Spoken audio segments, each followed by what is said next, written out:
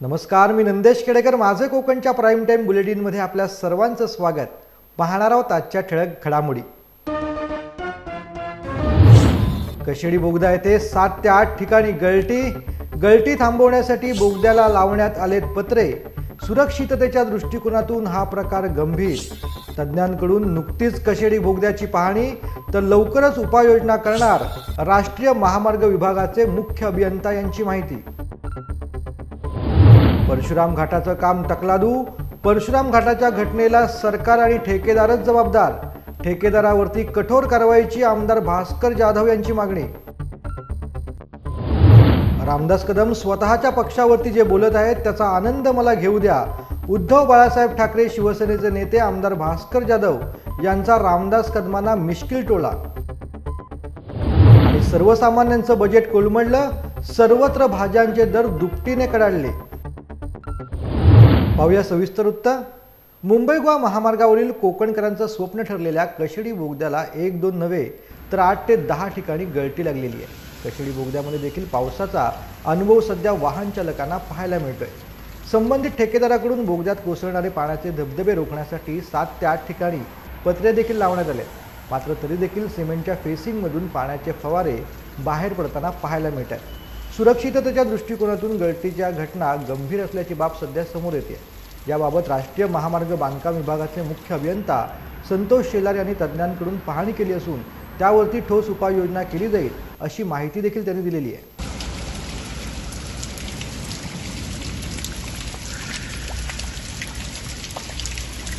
परशुराम घाटामध्ये एकाच ठिकाणी सतत होणारे भूस्खलन हे कामाच्या निकृष्ट दर्जाचं प्रतीक आहे. ठेकेदाराकडून तकलादू पद्धतीने काम केले जाते. याला सरकार आणि ठेकेदार दोन्ही जबाबदार आहेत. त्यामुळे ठेकेदारावरती कठोर कारवाई व्हावी अशी मागणी शिवसेना उद्धव बाळासाहेब ठाकरे गटाचे नेते आमदार भास्कर जाधव यांनी केले. पाहुयात नेमकं काय म्हणालेत भास्कर जाधव.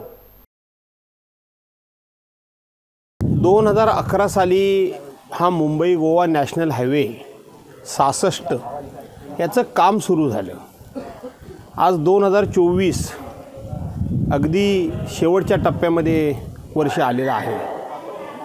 आपण जर सुरुवातीपासून बघितलं तर प्रत्येक वेळेला डिसेंबर 2012, 13, 15 ते डिसेंबर 2023पर्यंत या डिसेंबरला आम्ही रस्ता पूर्ण करू, त्या डिसेंबरला आम्ही रस्ता पूर्ण करू, अशा प्रकारची खोटी आश्वासनं, चुकीची माहिती आणि फक्त वल्गना करण्यातच या केंद्र सरकारचा 10 वर्षाचा कार्यकाल गेला.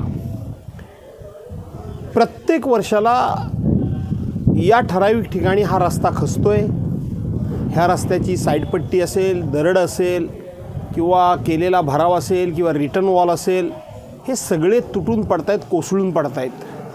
परंतु ज्या कॉन्ट्रॅक्टरच्या अधिपत्याखाली ही कामं सुरू आहेत किंवा जे कॉन्ट्रॅक्टर या कामांचे कॉन्ट्रॅक्टर आहेत त्यांच्यावर कुठलीही कारवाई झाल्याची एकदाही ऐकिवात नाही किंवा दिसतसुद्धा नाही. चिपळूणचा बहादूर शेखचा एवढा मोठा पूल कोसळला, खूप मोठी दुर्घटना होता टळली. हीच परशुराम घाटाची अनेक वेळेला लँडस्लायडिंग ज्याला म्हणतो, दरड कोसळणं, हे सातत्यानं सुरू आहे. परंतु कॉन्ट्रॅक्टरवर त्यांची ती कुठल्याही प्रकारची कारवाई होत नाही. हे कॉन्ट्रॅक्टर सरकारचे जावई आहेत की काय? का ह्यांच्यावर कारवाई होत नाहीत? का हे लोकांच्या जीवाशी खेळत आहेत? या मुंबई गोवा हायवेचे काम सुरू असता शेकडो लोकांचे जीव गेले. शेकडो, अनेक कुटुंब, ही कुटुंब ह्या रस्त्याच्या कामातल्या दिरंगाईमुळं किंवा रस्त्याच्या सातत्याच्या डायव्हर्शनमुळं किंवा तुकड्यानं झालेल्या रस्त्यामुळं आणि त्याचबरोबर कुठल्याही प्रकारची क्वालिटी नसलेला हा रस्ता झाल्यामुळं शेकडो लोकांचे जीव गेले. तरीसुद्धा केंद्र सरकारला आणि राज्य सरकारला जाग येत नाही. खरं सांगायला गेलं तर या केंद्र सरकारचा निषेध करून शेवटी इतकं हे सरकार गेंड्याच्या कातडीचं आहे की ह्यांना काहीही वाटत नाहीत. अशा पद्धतीचे हे कुठल्याही प्रकारची भावना नसलेले, भावनाशून्य सरकार आहे. संबंधित ठेकेदारांवर कारवाई करायला पाहिजे. सातत्यानं एकच काम पुन्हा कसं ते त्या ठिकाणी अशा पद्धतीनं नादुरुस्त होतं? पुन्हा अशा प्रकारची दरड कशी काय कोसळू शकते? आणि म्हणून मी स्वतः सकाळी पाहणी केली. तुम्ही बघाल तर त्याला जी संरक्षण भिंत घातलेली होती, ही संरक्षण भिंत वरच्यावर अधांतरी होती. त्यांनी त्या ठिकाणी काळ्या दगडाचं पिचिंग केलेलं होतं. ते काळ्या दगडाचं पिचिंग केवळ मातीचा भराव केला होता आणि मातीच्या भरावावर वरती फक्त नाममात्र दगड ठेवण्याचं काम केलं होतं. असं तकलादू काम या घाटामध्ये होतं आहे. सातत्याने याच स्पॉटवर लँडस्लायडिंग होतं आहे, तरीसुद्धा परमनंट उपाययोजना होत नाहीत. त्यामुळे याला सरकारही जबाबदार आहे आणि ठेकेदारी जबाबदार आहे. ठेकेदारावर सुद्धा कठोर कारवाई करण्याची आवश्यकता आहे. मुंबई गोवा महामार्गावरील परशुराम घाटाच्या सुरक्षिततेच्या कामाला सुरुवात झाली असून पुढील काही दिवसातच परशुराम घाटातील दोन्ही लेन वाहतुकीसाठी सुरू होतील. पावसामुळे भराव खचला असला तरी आता सुरक्षिततेच्या दृष्टीने अधिक लक्ष दिले जाईल अशी माहिती राष्ट्रीय महामार्ग बांधकाम विभागाचे मुख्य अभियंता संतोष शेलार यांनी दिली आहे. सध्या चिपळूणमध्ये मुसळधार पाऊस सुरू आहे.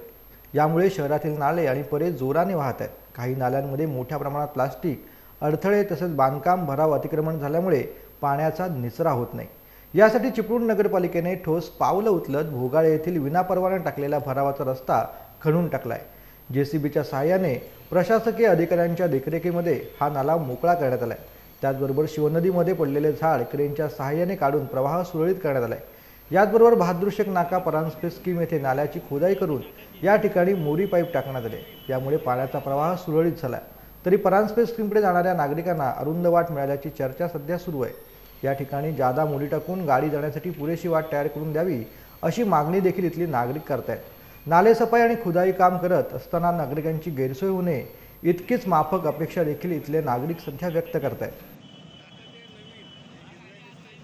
खेड तालुक्यातील सोनगाव भोईवाडी येथील खाडी किनारी असलेले घर भूस्खलनामुळे जमीनदोस्त झालं असून यामुळे ऐन पावसाळ्यात पारधी बंधू भगिनींच्या डोक्यावरचं छप्पर हरवलंय.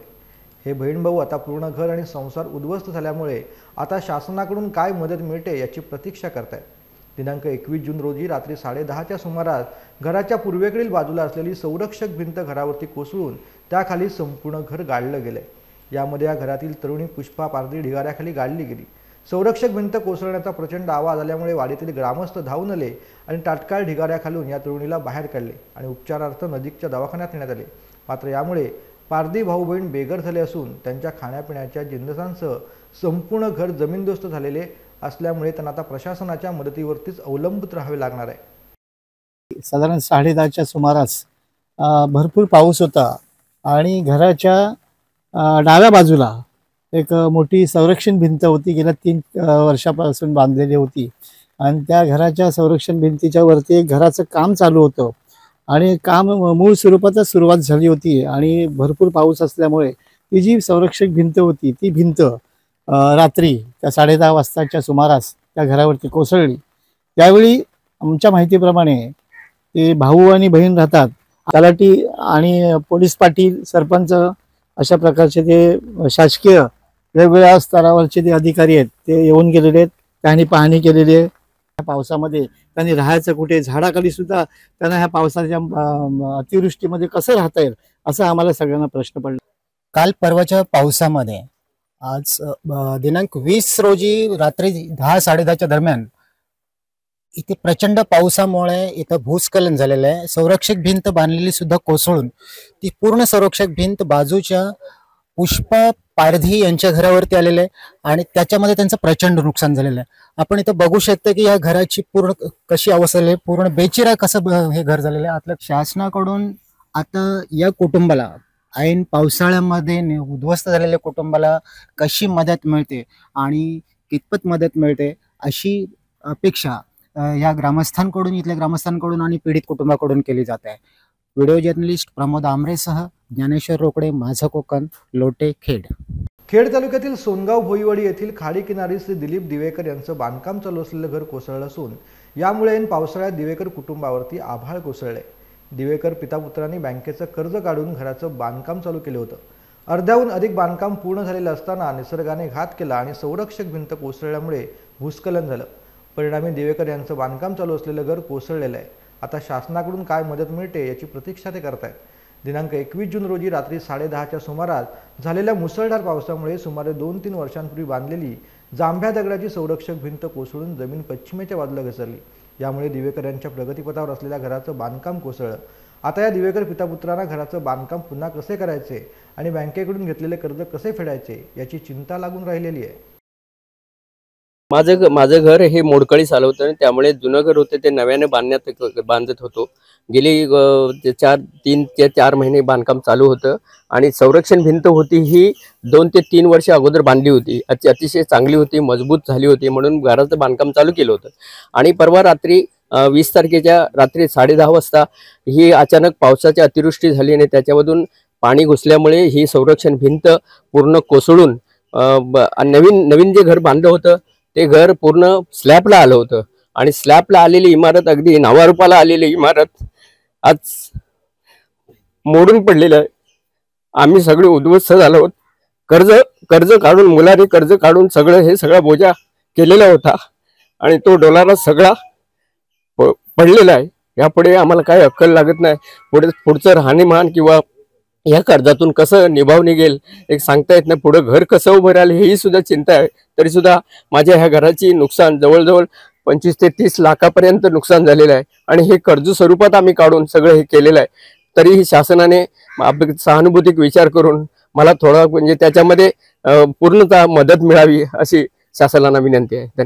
अशी ही दुर्दैव परिस्थिती येथील 2 कुटुंबांवर कोसळलेली आहे आणि हे झालेलं नैसर्गिक आपत्तीला गांभीर्यानं पाहून शासन या ग्रामस्थांना, या पीडित कुटुंबांना काहीतरी मदत करेल अशी अपेक्षा इथे व्यक्त करण्यात येत आहे.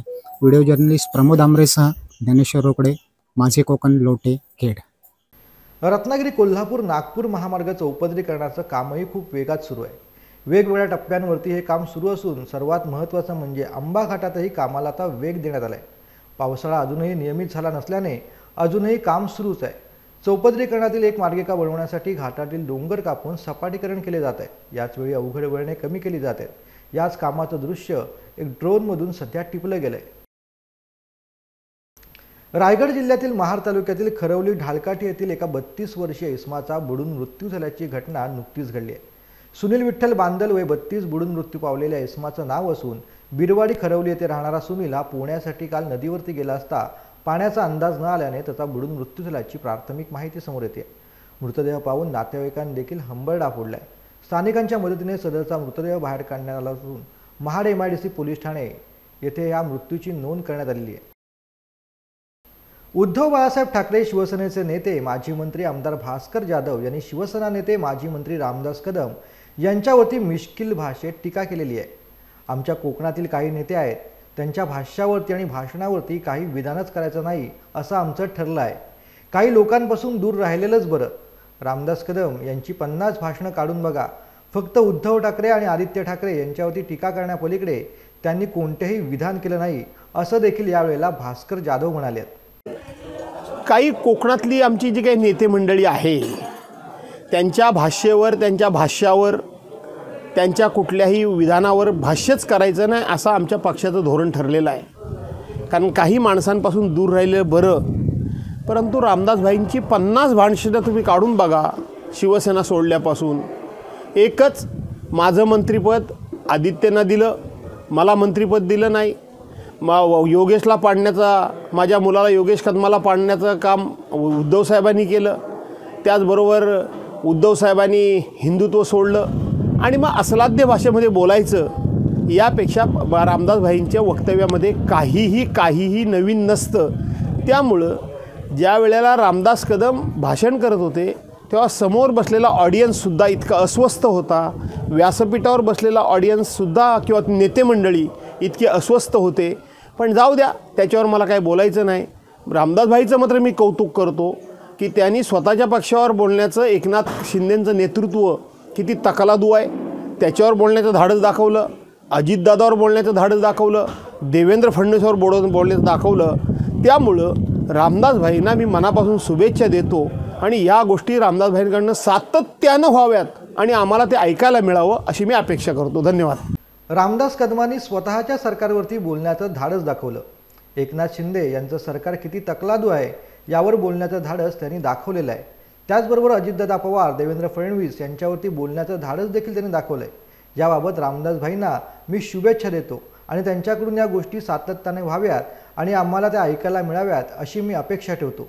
अशा मिश्किल भाषेत भास्कर जाधव यांनी शिवसेना नेते रामदास कदम यांच्यावरती टीका केली आहे. असं आहे की रामदास कदमांचं मी परवांचं वरळीमधलं त्यांचं ते काय वर्धापन दिनाचं भाषण पूर्णपणे ऐकलं. त्यांनी दिलेल्या काही मुलाखती मी ऐकल्या. रामदास भाईंना मला धन्यवाद दिले पाहिजेत. मी त्यांना कधी धन्यवाद देत नाही, पण आज मला धन्यवाद दिले पाहिजेत की रामदास भाईसारखा निर्भीड नेता आज महायुतीमध्ये आहे. आणि म्हणून त्यांनी तिथे भारतीय जनता पार्टीचं पाप हे उघडपणे मांडण्याचं त्या ठिकाणी त्यांनी धाडस दाखवलं. एकनाथ शिंदेंचं नेतृत्व किती तकलादू आहे. त्यांनी आपल्या लोकसभेच्या जागा निवडून आलेल्या कशा सोडल्या. भारतीय जनता पार्टीनं 2 महिन्यापूर्वी त्यांचे उमेदवार जाहीर केले आणि एकनाथ शिंदेंचे उमेदवार जाहीर करायला उशीर लावला. त्यामुळे त्यांचे उमेदवार काही खासदारकीपासून मुकले. हे सांगण्याचं धाडस फक्त रामदास भाईच करू शकतात. आणि त्याचबरोबर अजितदादा पवार हे सत्तेमध्ये आले नसते लवकर तर फार बरं झालं असतं, हे बोलण्याचं धाडस हे रामदास भाई करू शकतात. आणि म्हणून रामदास भाई, तुम्ही असेच निर्भीडपणे बोलत राहा. स्वपक्षावर बोलत राहा, भाजपावर बोलत राहा, अजित पवार गट राष्ट्रवादीवर बोलत राहा. तुम्हाला माझ्या मनापासून शुभेच्छा आहेत. रामदास भाई, तुम आगे बढ़ो, हम पीछे से देख रहे हैं. त्याचप्रमाणे सुनील तटकरे यांना 25,000 मताधिक्य नाही दिले तर निवडणूक लढणार नाही अशा आमदार योगेश कदम यांच्या वक्तव्यावर देखील त्यांनी भाष्य केलंय. सध्या रामदास कदम हे स्वतःच्याच पक्षाबद्दल बोलत आहेत, त्यामुळे त्यांच्या प्रतिज्ञाबद्दल मी काहीही तुर्तास बोलणार नाही. त्यांच्या सरकारवरती ते बोलत आहेत, त्याचा मला आनंद घेऊ द्या, असं देखील यावेळेला भास्कर जाधव म्हणाले. नाही, योगेश कदम काय बोलले होते, रामदास भाई काय बोलले होते ते सगळं मला माहीत आहे, पण तूर्त मी त्याच्यावर भाष्य करू इच्छित नाही. सध्या रामदास भाई आपल्याच पक्षांवर बोलत आहेत, त्याच्यामध्ये मला आनंद आहे, तो मला आनंद घेऊ द्या. मुंबई पदवीधर निवडणुकीचे उमेदवार ॲडव्होकेट अनिल परब यांनी कांदिवली येथील प्रचारादरम्यान उद्योजक सदानंद उर्फ अप्पा कदम यांची भेट घेतली. यावेळी सदानंद कदम यांनी ॲडव्होकेट अनिल परब यांचं स्वागत केलंय. यावेळी उद्योजक नितीन केणी, माजी नगरसेवक योगेश भोईर, भास्कर खुरसुगे, शाखा प्रमुख सचिन पाटील, विठ्ठल नलावडे, ॲडव्होकेट पुंडलिक बालबल, जितेंद्र दळवी, जामगे गावचे शाखा प्रमुख दिलीप कदम, मंगेश कदम, रामदास मुरकुटे, शिवतरकोणचे ग्रामस्थ सिद्धेश यादव, परेश शेट्टी आदी यावेळेला उपस्थित होते. कोकणातील पदवीधरांकडे आणि त्यांच्या समस्यांकडे दुर्लक्ष केल्यामुळेच आजही त्यांच्या समस्या कायम आहेत. गेली 10 वर्ष पदवीधरांच्या जीवावरती आमदार झालेल्या निरंजन डावखरे यांनी पदवीधरांचे प्रश्न कधी जाणूनच घेतले आहेत का, असा सवाल अपक्ष उमेदवार निमकर यांनी करून कोकणातील पदवीधरांच्या आणि कोकणातील प्रत्येक तालुक्याच्या विकासात्मक कामासाठी आपण उपाययोजना करणार असल्याचं सांगितलंय. कोकण पदवीधर मतदारसंघामध्ये अपक्ष उमेदवार नागेश किसनराव निमकर यांनी आपल्या प्रचार फेरीदरम्यान महाडमध्ये पत्रकारांशी संवाद साधलाय. यावेळी 35 करोडचा हिशोब आजपर्यंत जनतेला दिला नाही असा आरोपही भाजपचे उमेदवार निरंजन डावखरे यांच्यावरती केलाय. यासाठी कोकणाला अभ्यासू आमदाराची गरज आहे असा सणसणीत टोला त्यांनी यावेळेला लगावलेला आहे. मतदारांना एवढंच आवाहन करू इच्छितो की मी एक अभ्यासू उमेदवार आहे आणि जो मातब्बर उमेदवार भाजपचा जो उमेदवार आहे तर त्याचे 2 टर्म झालेले आहेत. त्याला 36 करोड रुपये आमदार निधी मिळालेला आहे. त्या आमदार निधीचं त्यांनी काय केलं त्याचं कुठलंही त्याचं अजूनपर्यंत हिशोब त्यांनी जनतेला दिलेला नाही ना पदवीधरांना दिलेला. तर आणि परत तो 3री टर्म सांगत आहे की मला द्या, मतदारांना सांगत आहे. तर माझं एवढंच सांगू इच्छितो की मतदारांना असं वाटलं होतं की त्याला ऑप्शन कोणी नाही, पण मी त्याला ऑप्शन आहे आणि मी त्याच्यापेक्षाही सरस काम कोकणामध्ये करेन याची मी ग्वाही देतो. वडखळ पोलीस ठाण्याचे कर्तव्यदक्ष सहाय्यक पोलीस निरीक्षक सतीश गवई यांची नुकतीच तळा येथील पोलीस स्टेशन येथे प्रभारी अधिकारी पदावरती बदली झाल्याने तसंच वडखळ पोलीस ठाण्यातील 2 अंमलदार पोलीस नाईक रामचंद्र बांगारे व पोलीस नाईक निलेश पाटील यांची पोलीस हवालदार पदावरती पदोन्नती झाल्याने पोलीस निरीक्षक प्रसाद पांढरे यांनी व पोलीस कर्मचारी सहकाऱ्यांनी त्यांना पुढील सेवेसाठी शुभेच्छा देत कौतुक केलंय. तर पोलीस निरीक्षक पांढरे, पोलीस उपनिरीक्षक अभिजित पाटील, सहाय्यक फौजदार नरेश थळकर, आर.डी. म्हात्रे सोनावळे, पोलीस हवालदार अमोल म्हात्रे, प्रशांत देसाई, महिला पोलीस हवालदार रेखा कांबळे आदी पोलीस कर्मचारी यावेळेला उपस्थित होते. गवई साहेबांना मी आल्यापासून पाहतो की त्यांचं माझ्यावर अतिशय प्रेम आणि विश्वास आणि त्यांची एक आदर देण्याची पद्धत आहे की ते कधीही त्यांची भाषा एवढी मृदू आहे की ते बोलायला लागलं तर असं वाटतं की बोलतच राहावं थोडं, आणि जेणेकरून आणि त्यांच्या त्या आत्तापर्यंतच्या सक्सेस गमकच त्यांची भाषा आहे आणि माणूस जोडणं हे त्यांना जमतं आणि माणूस तोडणं कधी त्यांनी हे केलेलं नाही. आणि ज्या ज्या अधिकाऱ्यांच्या अंमलदारांचं असं जे प्रमोशन्स होतं किंवा पोस्टिंग होते त्यावेळी ते ज्या ठिकाणी नोकरी करतात त्या ठिकाणी सन्मान होतं, ते भाग्यवान असल्याशिवाय त्यांच्या वाट्यालाही येत नाही. गवई सरांच्याबद्दल सांगायचं म्हणलं तर त्यांच्याकडून खूप काही शिकण्यासारखं आहे. सरांच्याबद्दल सांगायचं म्हणलं तर पहिली गोष्ट म्हणजे सरांचा स्वभाव हा एकदम उत्साही आहे. म्हणजे कायम त्यांच्या चेहऱ्यावरती कधीच असं टेन्शन किंवा कसलंही प्रेशर नसतं. कायम सर्वांना आप्पा आप्पा म्हणून हाक मारतात. आता आप्पा हा शब्द आहे तो सगळ्यांच्या लक्षामध्ये राहील.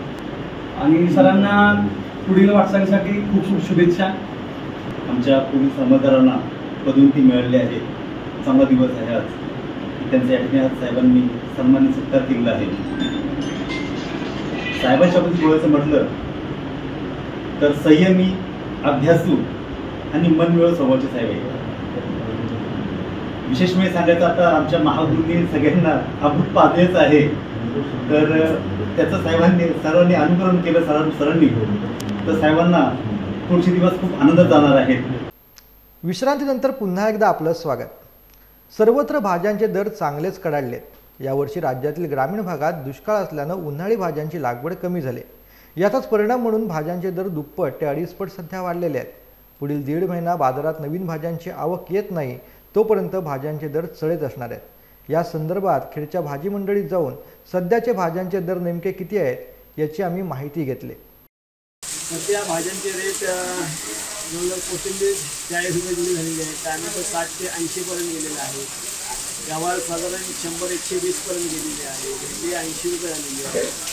सर्वच भाज्यांचे दर वाढलेले आहेत कारण तिकडे खूप पाऊस पडतो आणि उन्हाळ्यामध्ये पाणी कमी असल्यामुळं त्या ठिकाणी कमी प्रमाणात पीक घेतलेलं असल्यामुळं या ठिकाणी भाज्यांचे खूप सारे दर वाढलेले आहेत आणि अजून पुढे वाढण्याची शक्यता. साधारण मठार 200 पर्यंत गेलेला आहे किलो. पावटा 160 पर्यंत किलो गेलेला आहे. साधारण कोबी 40 ते 60 पर्यंत गेलेली आहे. फ्लावर साधारण 80 ते 100 पर्यंत गेलेला आहे. मेथी तर बाजारात आपल्याला पाहायलाच मिळत नाही आहे. जागेवरती 25 ते 30 रुपये जागेवरती तयार झालेली आहे. अशा प्रकारे सगळ्याच भाज्यांचे दर 100-120च्या पुढे गेलेले आहेत. लांजा तालुक्यातील प्रसिद्ध खोर्निन्को धरण भरले असून धबधबा प्रवाहित झालाय. वेरवली बेर्डेवरील दुर्घटनेच्या पार्श्वभूमीवरती वेरवली धरण व खोर्निन्को धबधबा परिसरात प्रशासनाकडून मनाई आदेश लागू करण्यात आले. तसेच दर शनिवार रविवारी या दोन्ही ठिकाणी कडक पोलीस बंदोबस्त देखील ठेवण्यात येणार आहे. मनाई आदेश डावलून धरण धबधबा परिसरात गेल्यास संबंधितांवरती कारवाई करण्याच्या सूचना तहसीलदारांनी यंत्रणेला दिलेल्या आहेत. शुक्रवार दिनांक 21 जून 2024 रोजी त्रैमासिक माध्यम संवाद कार्यक्रमाचं निमित्त साधून पॉस्को महाराष्ट्र स्टील कंपनीने प्लास्टिक वापराविषयी जनजागृती व संकलन अशा उपक्रमांची सुरुवात केली. शृंखला नावाच्या सामाजिक संस्थेच्या व जिल्हा परिषद सहाय्यक मुख्य कार्यकारी अधिकारी पाणी व स्वच्छता विभाग माणगाव स्थित 18 पत्रकार पॉस्को कंपनीच्या आसपासच्या 10-12 शाळांचे शिक्षक व भागाड जिल्हा परिषद शाळेचे शिक्षक पालक व विद्यार्थी अशांच्या उपस्थितीत या उपक्रमाचं उद्घाटन करण्यात आलं. प्लास्टिकने आपले आयुष्य घेरलं आहे. आपला वापर झाल्यावरती ते बेजबाबदारपणे इतरस्त फेकले तर समस्या व अव्यवस्था निर्माण होते. यातून माणसाच्या अस्तित्वावरती व इतर प्राणी पक्षी कीटकांवरती घातक परिणाम होईल अशी स्थिती निर्माण झालेली आहे. प्लास्टिक हे खरं तर अत्यंत स्वस्त माध्यम माणसाचं आयुष्य सुखकर करते. मात्र जबाबदारीने त्याचे व्यवस्थापन केल्यास अन्यथा आपण अत्यंत बिकट अवस्था गावगावी पोहोचतोय. शालेय जीवनात जे संस्कार मिळतात त्यांच्या सगळ्यांच्या जीवनात खूप खोलवर परिणाम झालेला दिसतोय. निसर्ग संवर्धन या विषयाला पकडून पोस्को ऑर्गनायझेशननी इथे भागड या शाळेमध्ये एक नवीन उपक्रम चालू केला आहे आणि तो उपक्रम म्हणजे प्लास्टिक रिसायकलिंग वॉरियर. म्हणजे प्रत्येक शाळेने प्लास्टिक रिसायकलिंग करायला हवं आणि हे प्लास्टिक घराघरामध्ये जमा व्हायला हवं. दर महिन्याला शाळा आपला एक रिसायकलिंग डे मनवतील. ज्या दिवशी घरातून मुलं आपले प्लास्टिक घेऊन येतील जे स्वच्छ, कोरडं आणि व्यवस्थित कापलेलं असेल आणि ते शाळा जमा करेल आणि शाळेतनं ते रिसायकलिंगला जाईल. या माध्यमातून एका शाळेतनं आपण एक गाव स्वच्छ आणि सुंदर करणार आहोत आणि पॉस्कोनी हे काम आपल्या हाती घेतल्याबद्दल आम्ही त्यांचे आभार मानतो. शुभांगी नाखले मॅडम और जयवंत गायकवाडांबरोबर इथे बागडमध्ये आलेली आहे. आमच्या ऑर्गनायझेशन शृंखला ऑर्गनायझेशन जिल्हा परिषदेबरोबर MOU करून इथे प्लास्टिक रिसायकलिंगवर पूर्ण रायगड जिल्ह्यामध्ये काम करीत आहे. राष्ट्रीय सेवा योजनेमार्फत NSS आंतरराष्ट्रीय योग दिवस श्रीमान चंद्रलाल शेठ हायस्कूल व ज्युनियर कॉलेजमध्ये साजरा करण्यात आला। या कार्यक्रमासाठी प्रमुख पाहुणे म्हणून योग शिक्षक LP इंग्लिश स्कूलचे माजी मुख्याध्यापक संपतराव काळे यांचे मार्गदर्शन लाभले। योग, योगासने, ध्यान व प्राणायाम याबद्दल सविस्तर माहिती सांगितली व योगाचं आपल्या दैनंदिन जीवनात महत्त्व देखील त्यांनी सांगितलं। तसेच विद्यार्थ्यांकडूनही काही योगासने व प्राणायाम त्यांनी करून घेतले। या कार्यक्रमासाठी प्रशालेचे सुपरवायझर कांबळे UG, सायन्स विभाग प्रमुख प्राध्यापक पाटील सर, प्राध्यापक म्हस्के, प्राध्यापक माळी, प्राध्यापक साठे, प्राध्यापक कांबळे, प्राध्यापक सौ करमरकर, प्राध्यापक देसाई, प्राध्यापक सौ हजारे, प्राध्यापक सौ कदम, प्राध्यापक सौ दळवी, प्राध्यापक सौ दरेकर, प्राध्यापक यादव, प्राध्यापक बाईत, प्राध्यापक मांडेसर उपस्थित होते। या कार्यक्रमाचं नियोजन व सूत्रसंचालन प्राध्यापक सौ काळे मॅडम यांनी केलंय। आता प्राईम टाईममध्ये वेळ झाल्या इथंच थांबण्याची, मात्र तुम्ही कुठेही जाऊ नका, पाहत राहा फक्त माझे कोकाय।